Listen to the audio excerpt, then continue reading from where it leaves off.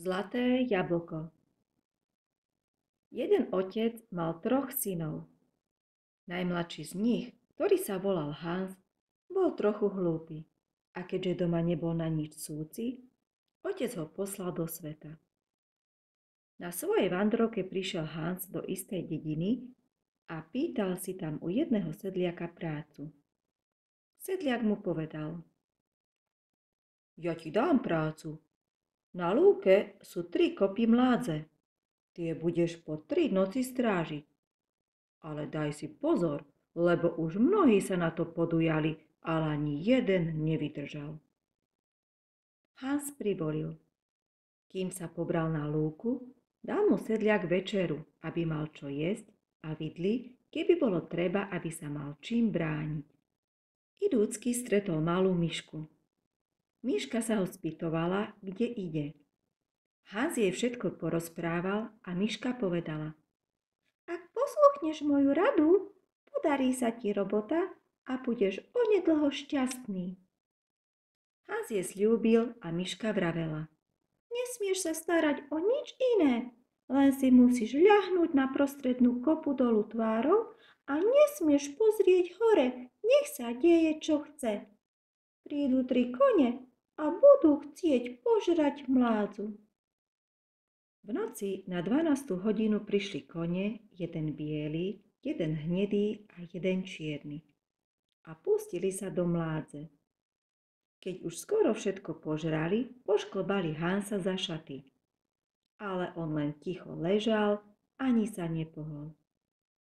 Keď odbilo 12, kone odcválali a Hans zaspal. Ráno prišiel sedliak pozrieť, či je Hans ešte nažive. Keď ho sedliak zobudil a vypytoval sa, ako bolo v noci, odvetil Hans: Dobre. Sedliak sa veru začudoval. Keď šiel Hans na druhý večer na lúku, zasa prišla myška a povedala: Hans, dnes to bude horšie, ale ani sa nepohni. Keď odbije 12, bude po všetkom. Kone aj tento raz prišli, šklbali ho a chceli ho stiahnuť dolu z kopy, ale Hans len ticho ležal a dal sa hrísť. Keď odbilo 12, kone zmizli a Hans zaspal. Ráno sa sedliak opäť čudoval, že je Hans ešte nažive. Aj v 3. noc sa myška opäť ustanovila, no tento raz doniesla aj bič a vravela: Hans, dnes pôjde do tuhého, dnes nesmieš spať. Týmto bičom sa budeš brániť. Nech sa ani jeden koň nedotkne prostrednej kopy. Oddajú sa zúrivo do teba, ale nepusť ani jedného k mládzi. Keď odbilo 11, prihnali sa kone. Hans sa tak rozháňal bičom okolo seba, že sa mu ani jeden nemohol priblížiť, ani sa nažrať mládze. Keď odbilo na veži 12, bolo po všetkom a Hans od únavy zaspal. Ráno prišiel sedliak pozrieť, či je Hans ešte nažive. Ležal si tam na prostrednej kope v čírom zlate, lebo mládza sa premenila na zlato. Sedliak povedal: Hans, teraz si zvíťazil a budeš šťastný. Koľko chceš peňazí? Hans nechcel. Na čo by mi boli peniaze? Nepotrebujem ich. Chcem ísť do sveta, daj mi len zo pár grošov. Ale sedliak mu nasypal plné vrecká a povedal: Putuj teda šťastne a buď vždy bedlivý, ako si bol tu. Tak dosiahneš ešte väčšie šťastie. Hans sa náhľal z dediny, spieval si a poskakoval od radosti.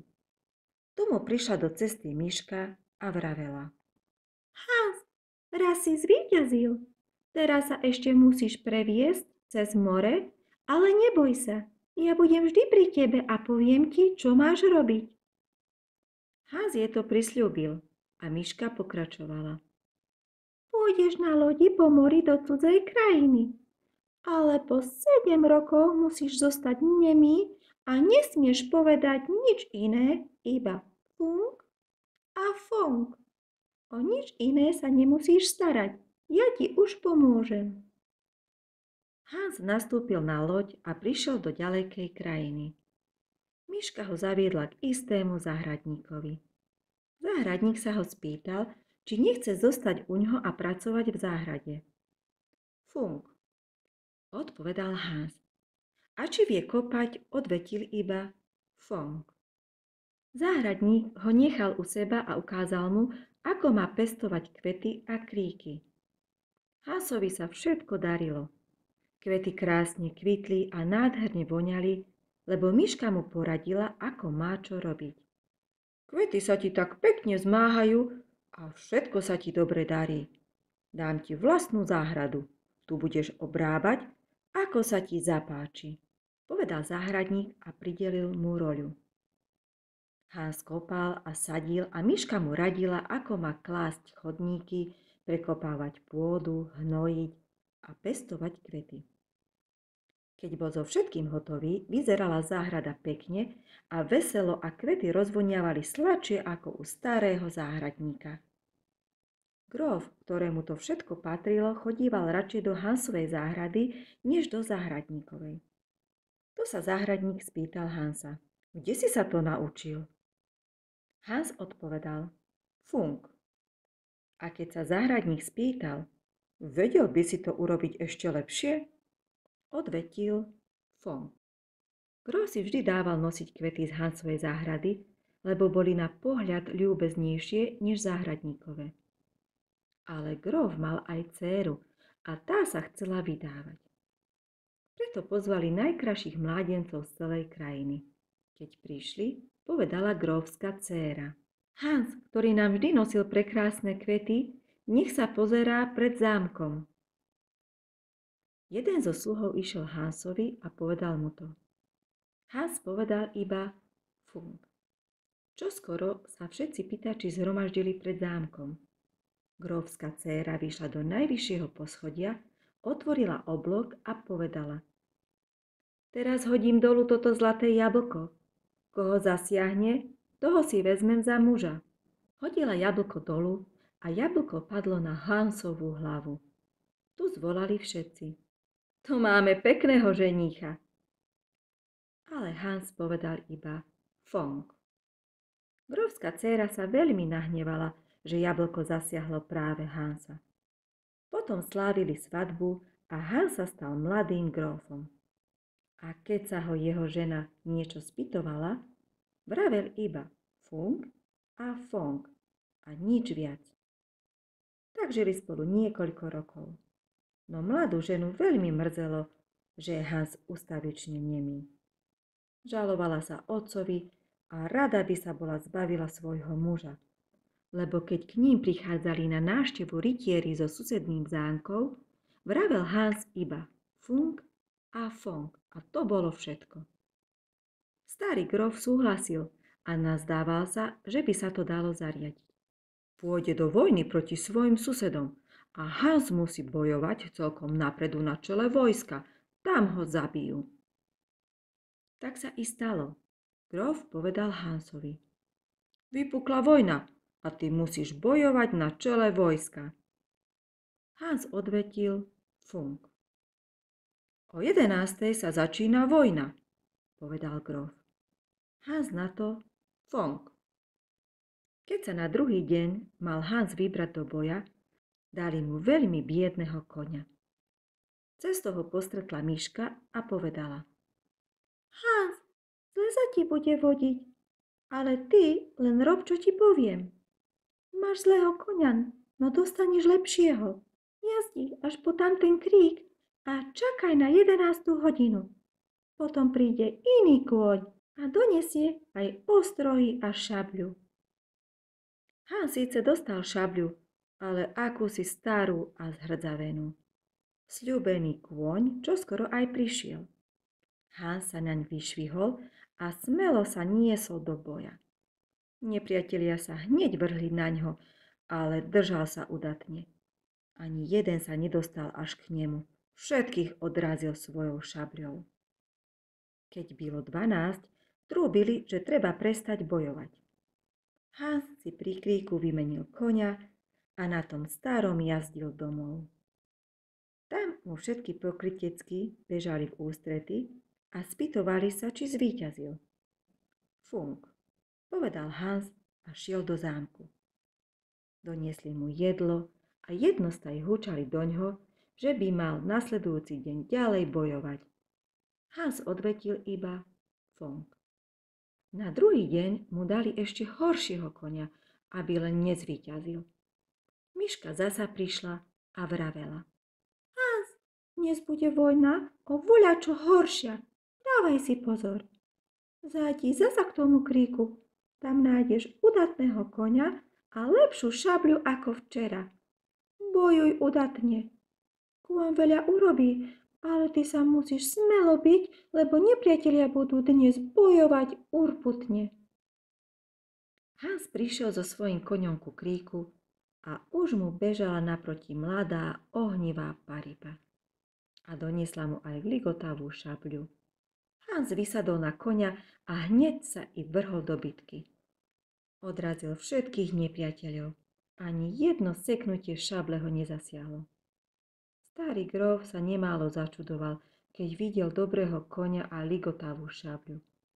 Keďže Hans zasa zvíťazil, zaumienil si starý gróf.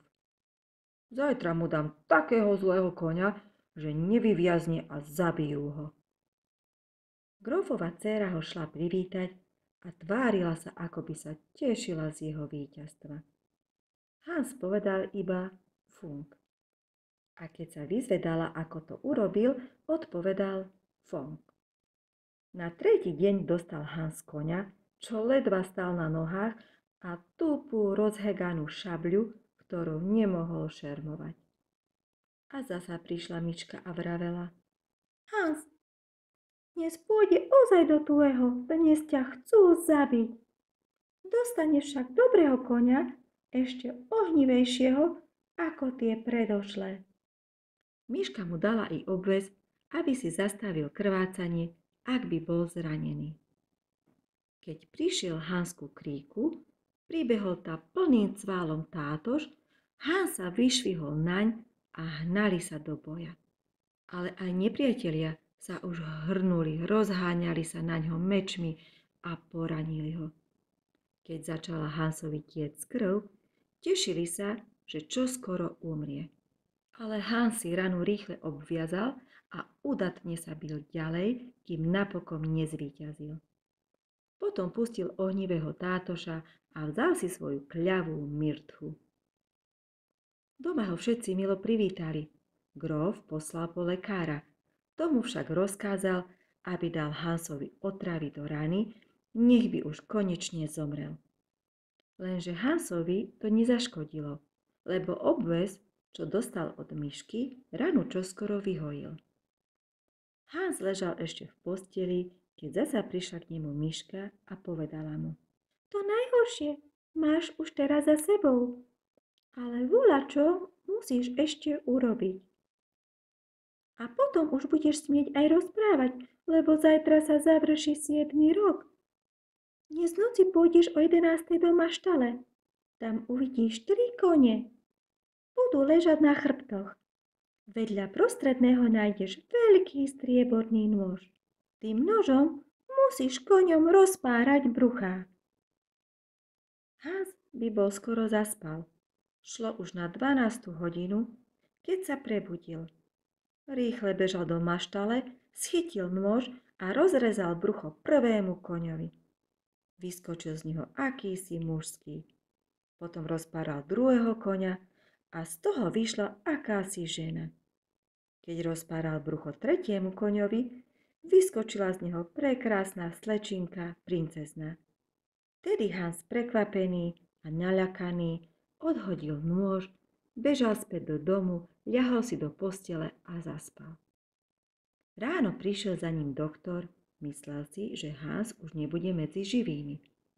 Ale Hans žil prívetivo, vyšiel doktorovi oproti a privítal ho. Doktor sa chcel pozrieť na ranu. Tá sa už zahojila, povedal Hans. Potom prišli aj ľudia zo zámku a vypytovali sa. Ako sa to stalo, že vieš hovoriť? A kým Hans rozprával, prihrmel pred zámok nádherných hintov a zastal tam. Krásna slečna vošla do zámku a milo pozývala Hansa, aby len nasadol i so svojou ženou do Hintova a šiel s ňou. Viezli sa do susedného zámku. Tam bola v dvorane pripravená slávnostná tabuľa s drahocennými jedlami a nápojmi. Keď si posadali za stôl, vošiel do dvorany zámocký pán so ženou a s dcérou a povedal Hansovi: My sme tí traja, čo si nás vyslobodil. Keby si nebol urobil všetko, čo ti kázala myška, boli by sme naveky zostali zakliatí. A potom jedli a pili, veselili sa vo spolok a mali dobrú vôľu a žili svorne v dobrom susedstve.